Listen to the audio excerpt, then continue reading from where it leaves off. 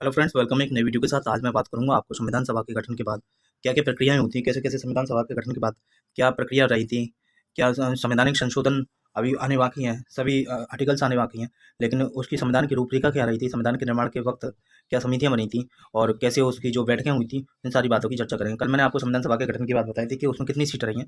आज उससे थोड़ी आगे बात करेंगे, जैसे कि उद्देश्य प्रस्ताव या फिर कह सकते हैं संविधान सभा की कार्यप्रणाली। तो संविधान सभा की कार्यप्रणाली से शुरुआत करते हैं। संविधान सभा की जो कार्यप्रणाली थी वो क्या रही थी, इस पर सब बात करते हैं हम लोग, और फिर देखते हैं कि आगे इस पर क्या होने की, क्या हुआ था क्या नहीं हुआ था। और ये जो टॉपिक्स हैं वो टॉपिक्स कम आते हैं यूपीएससी में, यूपी पीजीटी में, जो अभी 2022 का पेपर आने वाला है उसके लिए, और विभिन्न परीक्षाओं के लिए जिसमें पॉलिटी से संबंधित प्रश्न आते हैं, वो सारे प्रश्न इसमें आने वाले हैं। तो शुरू करते हैं संविधान सभा की कार्यप्रणाली। अभी तक आपने चैनल को सब्सक्राइब नहीं किया तो चैनल को सब्सक्राइब कर लो, जिससे आने वाली वीडियो सबसे पहले आपको मिले। शुरू करते हैं कि संविधान सभा की कार्यप्रणाली क्या रही थी। तो संविधान सभा की कार्यप्रणाली में ये रहा था कि संविधान सभा की पहली बैठक 9 दिसंबर 1946 को हुई थी। क्वेश्चन आ जाता है कि संविधान सभा की पहली बैठक कब हुई थी? 1946 में हुई थी। मुस्लिम लीग ने बैठक का बहिष्कार किया और अलग पाकिस्तान बनाने की मांग पर बल दिया। और मुस्लिम लीग ने क्या किया था कि अलग पाकिस्तान बनाने की मांग पर बल दिया और उसने बैठक का बहिष्कार किया। पहली बैठक 9 दिसंबर 1946 को हुई थी। और उसके बाद इसलिए बैठक में केवल 211 सदस्यों ने हिस्सा लिया। फ्रांस की तरह इस समय सभा में सबसे वरिष्ठ सदस्य डॉक्टर सच्चिदानंद सिन्हा को सभा का अस्थायी सदस्य चुना गया। और ये फ्रांस की तरह पहली बार ऐसा हुआ था कि भारत में जितने जो भी सबसे ज़्यादा बुजुर्ग व्यक्ति थे, सच्चिदानंद सिन्हा, उनको सभा का अस्थायी अध्यक्ष चुना गया। बाद में डॉक्टर राजेंद्र प्रसाद को सभा के स्थायी अध्यक्ष के रूप में निर्वाचित किया गया। तो ये सारी बातें उसमें हुई थी। निर्वाचित किया गया किसमें? संविधान सभा में। पहले अस्थायी अध्यक्ष थे डॉक्टर सच्चिदानंद सिन्हा। उसके बाद जो चुने गए डॉक्टर राजेंद्र प्रसाद को स्थायी अध्यक्ष चुना गया।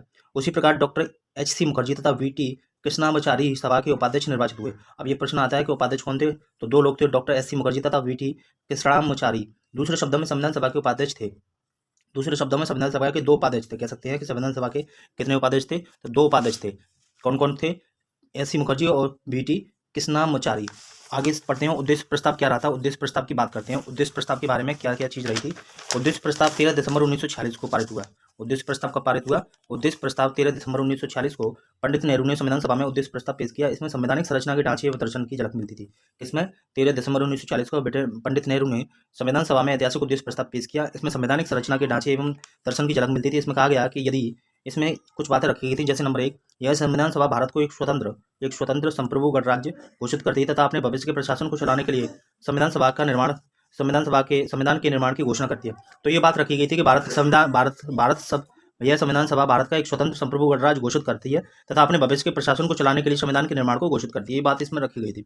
नंबर 2, ब्रिटिश भारत में शामिल सभी क्षेत्र, भारतीय राज्यों में शामिल सभी क्षेत्र तथा, अब ये बात रखी गई थी ब्रिटिश भारत में शामिल सभी क्षेत्र और भारतीय राज्यों में शामिल सभी क्षेत्र तथा भारत से बाहर के इस प्रकार के सभी क्षेत्र तथा वे अन्य क्षेत्र जो शामिल नहीं होना चाहेंगे भारतीय संघ का हिस्सा होंगे। इसमें ये बात रखी गई थी कि भारत में शामिल सभी क्षेत्र और भारतीय राज्यों में शामिल सभी क्षेत्र, चाहे वो भारत के बाहर हों, इस प्रकार के सभी क्षेत्र जो होंगे वो भारत में शामिल होंगे और भारत का हिस्सा समझे जाएंगे, भारत संघ का हिस्सा समझे जाएंगे।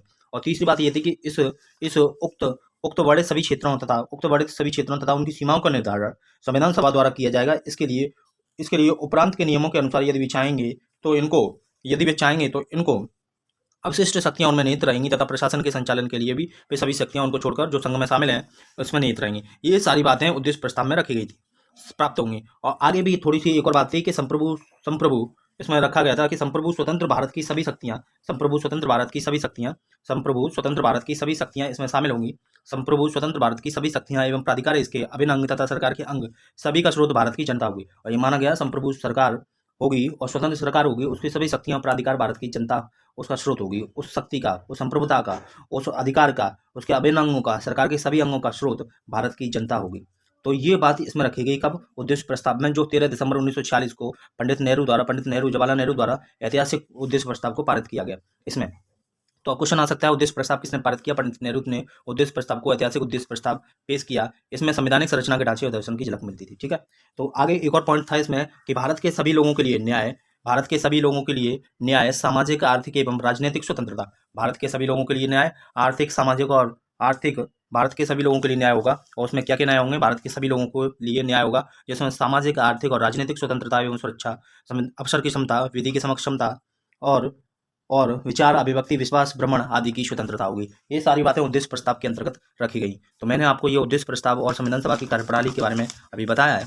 नेक्स्ट वीडियो में मैं आपको और बताने की कोशिश करूंगा।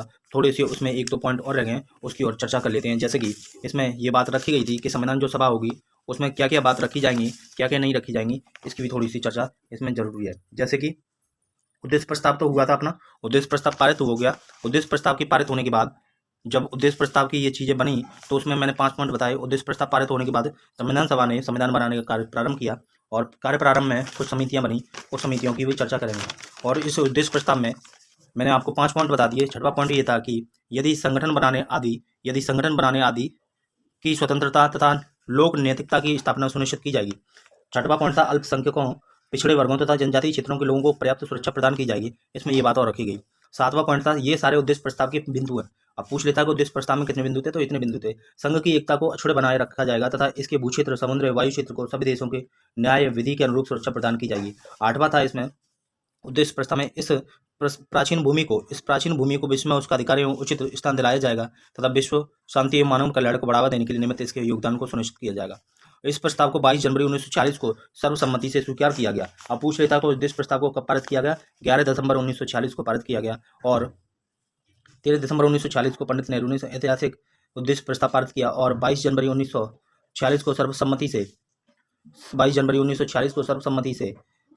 स्वीकार कर लिया गया। इसे संविधान सभा, यहाँ थोड़ा मिस्टेक है, 22 जनवरी नहीं, 22 जनवरी 1947 होना चाहिए था। मैं इसको डेट को देख लूँगा, ठीक है।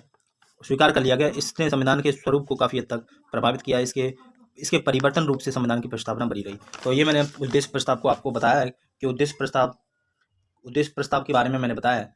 उद्देश्य प्रस्ताव जो आया है वो संवैधानिक कार्यप्रणाली के अंतर्गत आया है। तो ये पूछ सकते हैं कि संवैधानिक कार्यप्रणाली के अंतर्गत उद्देश्य प्रस्ताव आया है, तो ये पूछेगा कि उद्देश्य प्रस्ताव कब पारित हुआ, तो आप ये इसमें बता पाएंगे। ये पूछेगा कि उद्देश्य प्रस्ताव में कितने बिंदु थे, ये आप बता पाएंगे। तो नेक्स्ट वीडियो के लिए आप मेरे चैनल को विजिट कर सकते हैं। अगर चैनल को आपने सब्सक्राइब नहीं किया, चैनल को सब्सक्राइब करें, आने वाली वीडियो आपको मिलती रहे। ये वीडियो आपके विभिन्न परीक्षा में, जैसे यूपी पीजीटी 2022 की अभी लेक्चरर की प्रवक्ता की परीक्षा होने वाली है, टीजीटी की होने वाली है। पॉलिटिकल साइंस से रिलेटेड जो आपका सब्जेक्ट है पॉलिटिकल साइंस, ये उससे संबंधित है। टीजीटी में पॉलिटिकल साइंस से संबंधित प्रश्न है। सुपर टेट के लिए भी उपयोगी है, साथ ही साथ यूपीएससी और पीसीएस के लिए भी बेहद महत्वपूर्ण है। चलिए नेक्स्ट वीडियो में फिर मिलते हैं, तब तक के लिए नमस्कार, धन्यवाद।